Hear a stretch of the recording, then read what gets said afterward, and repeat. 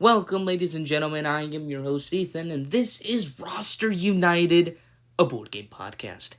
Here today, we're going to do a top 5 board board games in Target. We're basically going to look at Target, and we're going to look at some of their games that they have for real big gamers, or for those who want to spread their wings and learn some awesome games.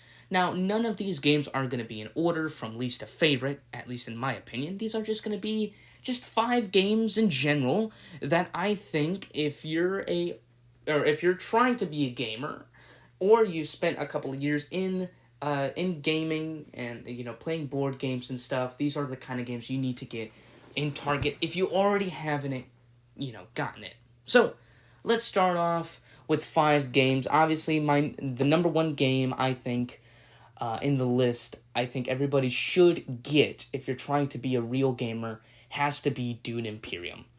Dune Imperium is a marvelous game. It's actually my favorite board game right now of all time. We will definitely have to do a review of it. Probably not next week because, well, you know what? I'll tell you that in a little bit. But definitely in some upcoming episodes, we have to do the Dune Imperium review. Dune Imperium, if you don't know the book Dune or the movie Dune Part 1 or Part 2 that's coming out later this year, which I don't know about you guys, but I'm definitely going to watch it. Dune Imperium is super fun. You are trying to obviously contain spice, sell it, get points, basically. But there's a lot of ways to getting it.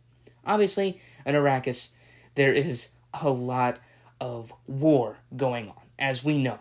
Different types of factions, places, the Atreides, I forgot it. The Harkonnens? Something like, I'm so sorry. I really am, and I read the book too. I feel so terrible. But basically, Dune is a fun game where you're trying to take control of Arrakis, but you're also trying to build a deck of cards. There's deck building mechanics in it, there's worker placement, there's area control. You're trying to control Arrakis, getting those extra bonuses, but at the same time, you're trying to build up your deck so you can do more actions, get more rewards, do more things in order to get, obviously, more points. And it's just very fun. The worker placement as well, in order to get resources such as, obviously, the sand or water, which is very important in this game. You send out your workers out there as well. Dune has about, 3 expansions now to the game, such as the Rise of Ix, and also Immortality, and which just provide more fun. Now, those expansions aren't in Target, last I checked, but Target does have Dune Imperium, which is just super, super fun. I absolutely love it. The rules might be a bit of a stretch, maybe, but it's well explained. Obviously, there is, I believe, Watch It Played. I think Watch It Played has a video of, obviously, how to play the game. If you don't know what Watch It Played is, it's basically a very awesome YouTube channel created by Rodney Smith, whom is not a sponsor of this episode. I'm just making that point clear, but I do love his videos. He's a great guy, very nice, and he explains the rules to every game imaginable, especially Dune Imperium, as well as the other games in this list. But definitely, number 1 here has to be Dune Imperium. Number 2 game has to be Marvel Champions, the awesome card game where every hero has their own little stack of cards as well as their own hero card. And the fun thing about this game, actually, I have it here. Let me just read it to you. Marvel Champions has about 30 expansions. Now, these expansions, I just want to make clear, aren't a whole box full of crap. Sometimes expansions can also be just a small pack of cards. Marvel Champions does that. Every month or so, they will release a new expansion, meaning basically a starting deck for one hero. For example, there is the Venom Hero Pack. So now, I can buy Venom for $15, have his hero, and also it will come with one complete pre-built Venom deck, It would also come with 29 new cards that can be added to any hero deck, because not only do you have your own standard hero decks that you could play anytime, you can even do a little bit of deck building if you want. If you love Hulk, but you want Hulk to be a defender, meaning he takes the hits, he makes sure his teammates are alive, deal the damage to Hulk, you can build a deck just for that. If you love Vision or Spider-Ham, yes, the pig spider. If you like that character, heck, you can build him as an attack character or as a thwart character, which basically tries to take away and try to thwart the master plan of the villain so they don't win. There's a lot of cool different types of heroes, but obviously you can build from a Captain America attack to a Captain America defend, just whatever you like to play as. Obviously, in Marvel Champions, you are trying to defeat the hero, right? For example, Rhino, he will rampage through the streets of New York. Claw, he'll use his masterminds. Ultron will obviously threaten people with his robots and whatever.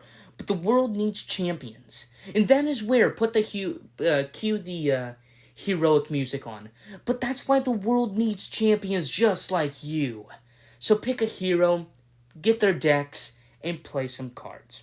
Basically, this is a living card game from Fantasy Flight. I don't know if it's their biggest hit, but it's obviously one of their most famous games right now. It's in the top 40 board games of all time.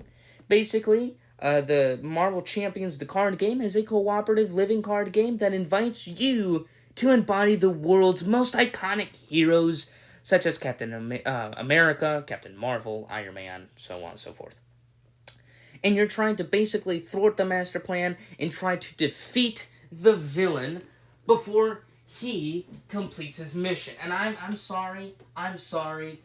This game is wonderful. I absolutely love it. I don't play it as much as I want to, but there is a solo mode for Marvel Champions. But you can play up to, I believe, 4 players. There's also expansion boxes, 5 of them actually, to be exact with you, that come with their own heroes, such as I don't think Deadpool's out yet, but it comes with Hawkeye, Spider-Woman, and in that campaign, you play a series of different villains, and it's so good. Such a great game. Marvel Champions. I definitely have to play this a lot more. It's so good. It's just so good. I definitely recommend it. The starting box will come with like 5 heroes and 3 or 4 villains, and you can order them online, more hero packs, or go to your local, your local board game store as well. But you can definitely order them in Amazon and eBay, I believe. You can buy all of the packages, all of the heroes that you want. And the cool thing about this, it's not a trading card game. So when you buy a pack, you don't have to open it and just have a same copy of a card 1,000 times, and things like that. No. This is not a trading card game. You don't buy all these packs and hope you get something rare or something good. That is not at all the case in this game. For example, in the Champions, the base game, which is in Target, you'll get everything, every single thing, even the extra cards, you'll get it all. Once you buy the packages, you'll get every single card for that. And then, obviously, since we collect everything for Marvel Champions, we don't have to buy the, 2 base games, basically, just to make sure we get this card. You understand? I don't know if I'm making that point clear. But basically, we bought everything one time. We have every single card we need. Same thing in your case with the base game. Anyway, the game's fun. I really enjoy it. It also does really well with multiple people. Well, kind of. I don't recommend that game with 4 people. It might be just a little too long. You'll see why. We'll definitely do a review on it as well. We'll do a lot of reviews for a lot of different games. But for Marvel Champions, the rounds can take a bit a bit of a while, just because you're trying to play those combos, and every hero will take their own turn, and you play all of your cards that turn. Some turns go faster, some turns don't, just because you have to plan really well what's going to happen. But I definitely recommend this game for solo, duo, and trio. So 1 to 3 players at least. 4 can be a little bit of a stretch. It might be it might just be a little too long at that point. But hey, pick it up. Honestly, it's very fun. Another board game, I believe this will be number 3. Another board game I personally love as well. I don't like it as much as Heat Pedal to the Metal, but it is definitely one of the first racing games I've played. It's called Downforce. In Downforce, you are trying to bet which car will cross certain lines and obviously win the race. The better you do the bets in the game, obviously you'll have a higher score and win. But the twist is, not every car will be decided by a roll of a dice. Actually, every player will play a card and purposely move that car to the passing through the checkpoints and through the finish line. So if I bet on the red car, for example, at the start of the game or whatever, or at least to cross the first checkpoint, I might want to move the red car, but everybody else might also move the red car or move other cars around as well. The game is really fun. Honestly, it really is. It might not seem a lot, I'm going to play a card and move this car these many spaces and cross a checkpoint, whatever. But what's the cool thing is the betting aspect of it. As in, okay, I bet the red car is going to pass this checkpoint first before anybody. And if you do that, if that does succeed, you will get that many points indicated on what happens if you do get it. But, obviously, there's other people that are betting on other cars. And you also have to play a card. You have to play a card. So sometimes you might play a card that might not move the red car. So basically, it's this whole thing like, okay, I gotta make sure this car goes first. Now, it's not your car. It's not your car, right? Every car in the game is not yours, per se. I am not the red car. My dad is not the green car. My cousin, he's not the black car, Nobody is nobody's car. You're just betting on a car to pass a certain checkpoint.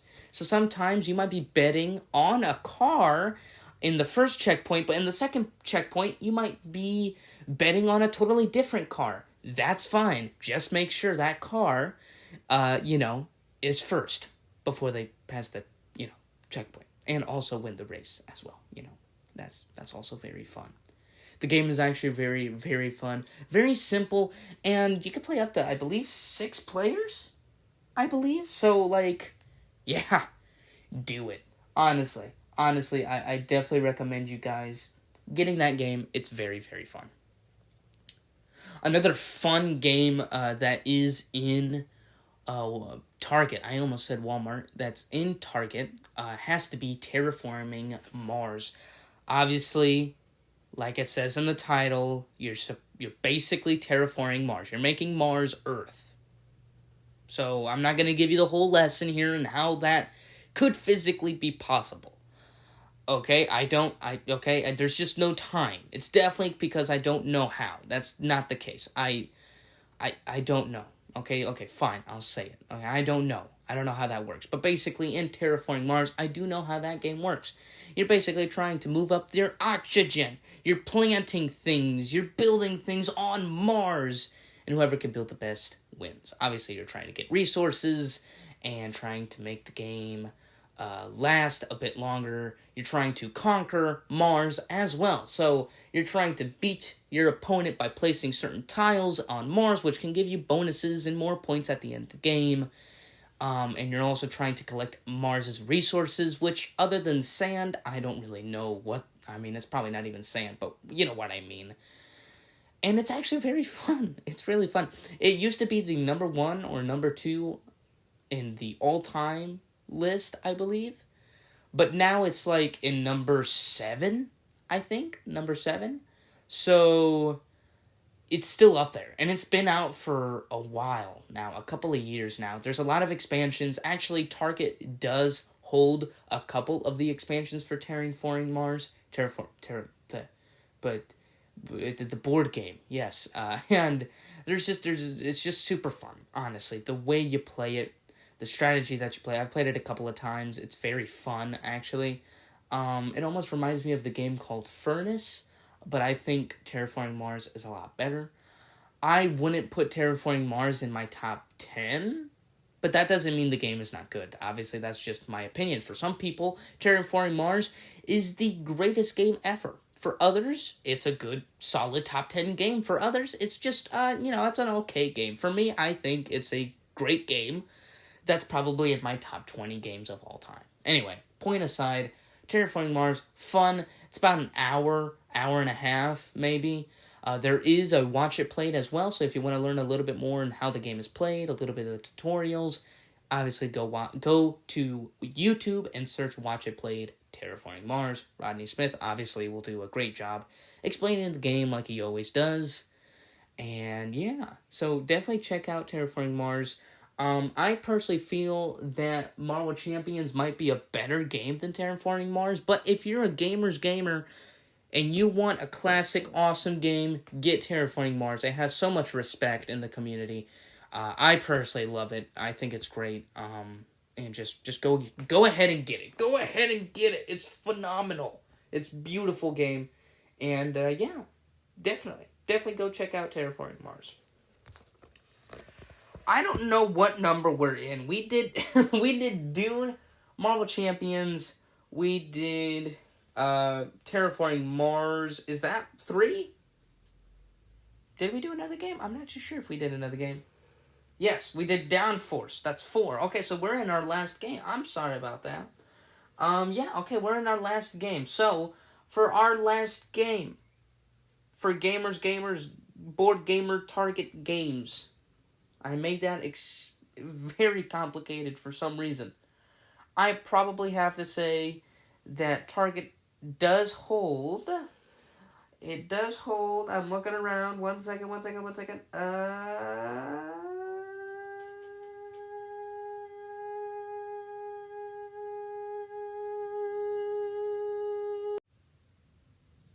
Sorry about that. I had a little glitch in the audio. Definitely not me. Just thinking at the top of my head. The game 5 I was going to say was Jaws. I personally believe Jaws is wonderful.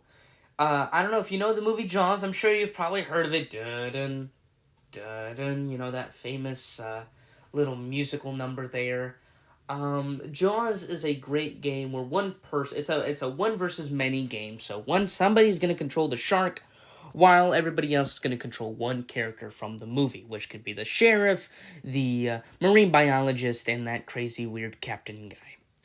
Basically, in Jaws, there will be 2 sides to the board. The first side is called the Act 1, which basically is where the heroes, the sheriff, and the marine biologist are trying to save all of these people from the beach before the shark player eats them. And you're doing this by doing various actions. You might be trying to hurt the shark, putting little tags so you can, know when the shark might hit, while the shark isn't moving on the board. Do keep in mind, somebody is trying to play on a secret board, which is called Hidden Movement Mechanic, which you'll see in a lot of other games, such as Last Friday, Sniper Elite, and Beast as well, which we have a review on Beast, if you'd like to check it out. Anyway, but Jaws is such a wonderful game. Again, you're trying to stop the shark from eating all these people in the beach, but depending on how many people the shark eats, which there will be a lot. A lot of people will die that day. And it's not because you didn't do a bad job. It's just that's how the game is. But basically, after the shark eats all of its people, there will be some kind of sheet that will tell you, if you ate this much people, this is how much health you have for the next game. So if you eat a lot of people as the shark, if you eat a lot of people, you'll be very strong. And you need to be very strong because in the other side B of the board, Act 2, that is where we have the infamous, did I say that right? Oh my god, I hope so. Anyway, you have that awesome scene with the boat and the three main characters, obviously, against the shark. And that is where side B is. So the shark is trying to basically eat the boat and knock the other hero characters in the water and then eat them, basically. While the heroes are trying to guess where the shark will be and strike. If they guess correctly, they can roll a die and see how much damage they can do. They also have a certain amount of weapons and limited ammo and also limited chum to bait the shark, basically. And I am telling you, it's super fun. It's intense, honestly. And that's what you want from a Jaws game, obviously. You want that. It's by Ravensburger, which obviously does a lot of great games. It's also made by Prospero Hall, which lately they've been hitting it out of the ballpark with their amazing IP movie board game themes. For example, they've done Back to the Future, they've done E.T., The Goonies. I mean, they've even done like a Godzilla battle board game, which is awesome. Anyway, basically, Jaws is a fantastic game. I definitely recommend it. I have some family members that love the movie, and that might have helped them to kind of play it. But honestly, they had so much fun with it. There's some family members of mine that aren't really big board gamers. They don't really play a whole lot of big games. They would rather play something simpler, like, I don't know, dominoes. But we showed them Jaws, and you might think, okay, this might be a crap game, but honestly, it is kind of a bit of a gamer's game. It's really fun. It's a fantastic game. It's very intense. You could play, let me see, it says here 2 to 4 players, 12 and up. It'll probably take about 45 minutes, an hour at least. Jaws, great game, suspenseful. You're just it's so good. It's so good, and it also makes you kind of want to watch the movie at the end of playing. Well, ladies and gentlemen, that was all of the 5 board games in Target for board gamers, big board gamers. Yes, don't worry. The title won't be that. It'll be a lot more simpler. But anyway, that was that. I hope you guys enjoyed this little list. Actually, we're going to make another list as well, which is top 5 Target family games. Obviously, since this episode was more focused on more board games, you know, for real gamers, such as like Dune, that's a little bit more hard. Jaws, although it's very simple, it might not attract a lot of families out there as well. Or a game such as Marvel Champions. Obviously, just reading some of the cards might be like, oh, this has a bit of a texts on the cards. But obviously, this was more focused for those kind of gamers. Obviously, we're going to be flexible. This next couple of days, we will release an episode where we will talk about a couple of games for families. So to give you a little hint, we'll talk about Telestrations or Love Letter or something like that. We'll make a cool, awesome list for all of you who are interested. And obviously, we want to make it, conservative. We know there's families out there with maybe younger children, maybe some with older teenage kind of children, kind of like me, And, we'll be flexible with that list. But it's for families. So, hopefully, you can listen to to that episode. Not to this episode. You're already listening to that. If you could listen to the other episode as well, just, to just expand that horizon of Connect 4 and Chutes and Ladders. Because I get it. It is fun. It is classic. I'm not going to lie to you. A lot of people love it. Honestly, there's some times where I just kind of want to play some Chutes and Ladders. Instead of playing like a game called, Clash of Cultures or Century Spice Road. That's, that's fun. Whatever. But I know that maybe sometimes you want to play something a little different, so that's what we'll focus on the next episode. But for now, I want to thank you all for listening. I hope you have a great day. Next week, I won't be releasing, or maybe I'll be releasing a new episode, maybe. I'm not too sure. We have a little busy schedule there next week, but we will definitely continue on afterwards. Sorry about the little delay here to release this episode. Again, some things have happened. Obviously, it's towards that end of the year for kids, for, teenagers with the school and things like that, but we'll get it all figured out. We're all good. We're all free. It's summer vacation, baby, so go out and enjoy it.